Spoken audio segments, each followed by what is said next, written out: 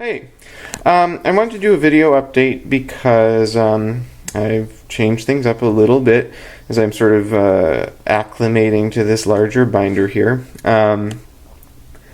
For the past 9 months or so, I've combined my planner with my wallet, which has worked really well.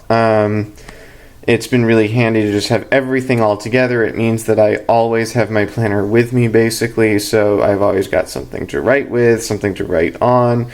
If I need to, basically I can just grab my planner and that's all I need and I'm all set.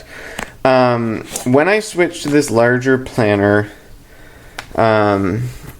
which is really quite a lot bigger than my old personal size Filofax, I bought this accessory from Daytimer, and I was keeping it slotted on the rings right here. Had my ID card in the bottom, all my other cards in these other 7 slots, and then I was keeping all of my coin and bills in this pocket. There were a few things I was noticing about this that I wasn't crazy about. A big one was that this binder is like I pointed out in other videos, is very, very floppy, and with this fully loaded inside, I ended up with this big lump in the cover, which I don't know, I just found kind of less than pleasing from an aesthetic standpoint. This binder is really quite large, and carrying this every time, I mean, at work we use our ID card as a key to gain access to lots of different rooms and spaces around the campus, and having to carry this every time I left my desk essentially was kind of ridiculous. It also meant there were times that I would get up to some place that I needed card key access to, and I didn't actually have my card with me, so I'd have to run back downstairs, which seemed like a big waste of time. I ran in this to some degree with my personal size also, but that was a little bit, a little bit more portable. So this, I think, this is still very portable, and I still, generally, it's with me everywhere. It travels to work, it travels around the house with me, it goes in the car with me, but for example, I don't necessarily want to carry it into a convenience store to buy a soda or pay for gasoline or whatever. And so I've removed those. I came up with a couple of things there. One thing, I bought this on eBay. This is a mini-size Windsor. I'm not sure how old it is. It's in excellent condition.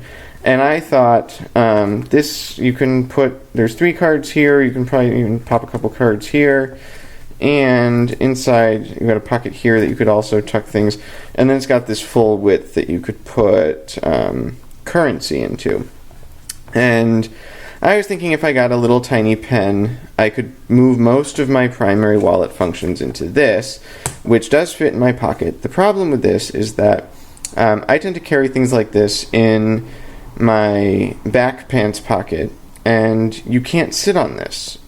You'll crush the ring. So as much as I like this, and it only cost me like $9 or something, I didn't think that was going to work because I'm not going to carry it in my front pocket, and I'm just afraid I'm going to smush those rings and it's going to become useless. So I still like it. I'm trying to think of what I'm going to do with it, but what I ended up doing, though, which I'm thinking might work really well, is I'm back to a separate wallet.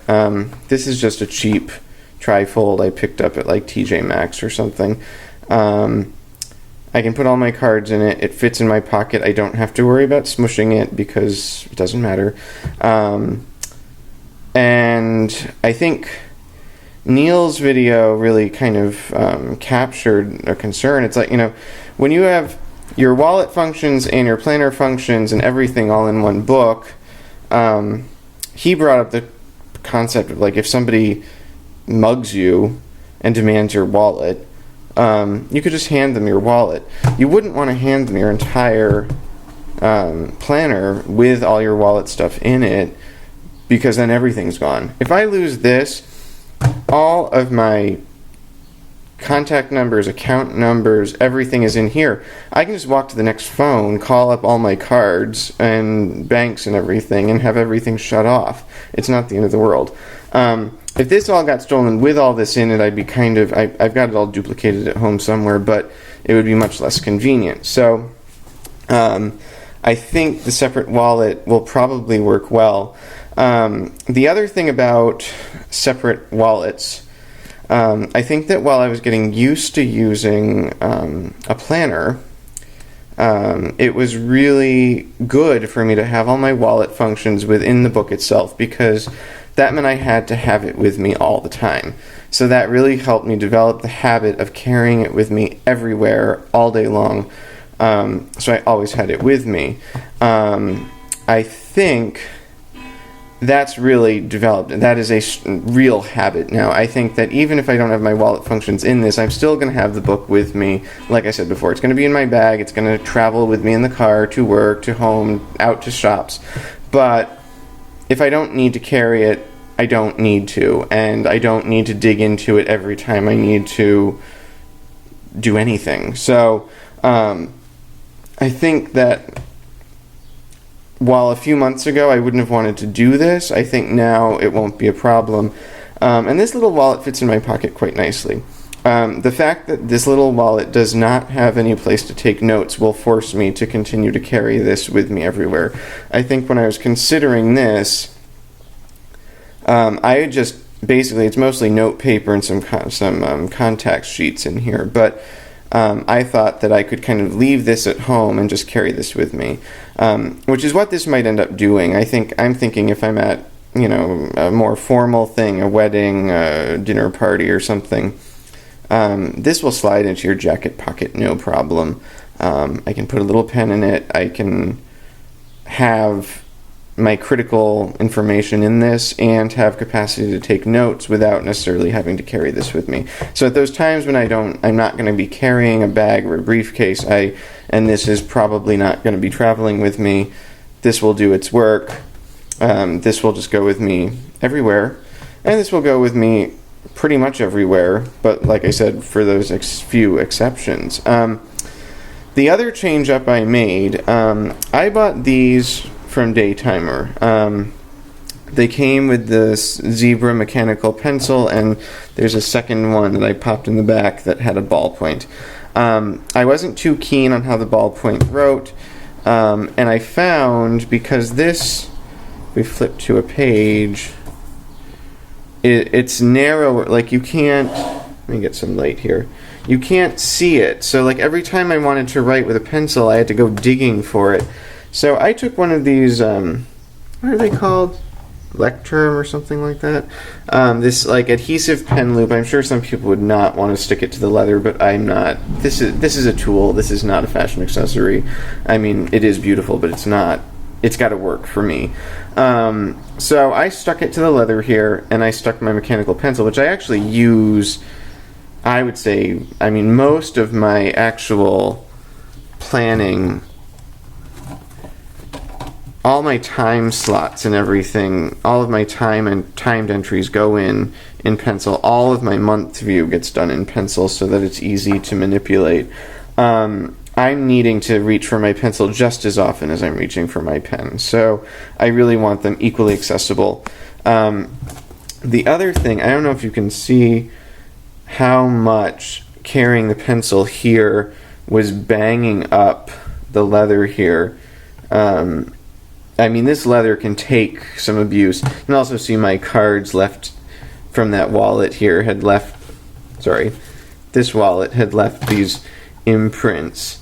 And there's the other end of the, I don't know, something was doing this, I'm not sure what. But anyway, these had, on both sides, had really been sort of banging up the leather pretty, here's the other pen here. So they'd left pretty bad imprints. So I think getting them out, I don't need the second ballpoint in here particularly. It's kind of nice if you're writing on like NCR paper or something like that you want to have the pressure to push the imprint into the lower sheet. But all in all, this is really nice. And now the binder kind of closes much more flat. It's not so lumpy on the cover anymore. You'll see that from carrying it like this all the time, I'm sort of imprinting the rings into the cover. But that just goes with the territory with this kind of leather. And I think it's really starting to look used now, which I like. I'm sure it's not for everybody. I know some people like buy Filofaxes and like they freak if they get a scratch on it. And like, it's, you know, I kind of think things like this, very personal accessories, are supposed to take some wear. But apparently some people disagree. I don't really want these things to look brand new because it looks like, I don't know what it looks like. It sends the wrong impression, I think.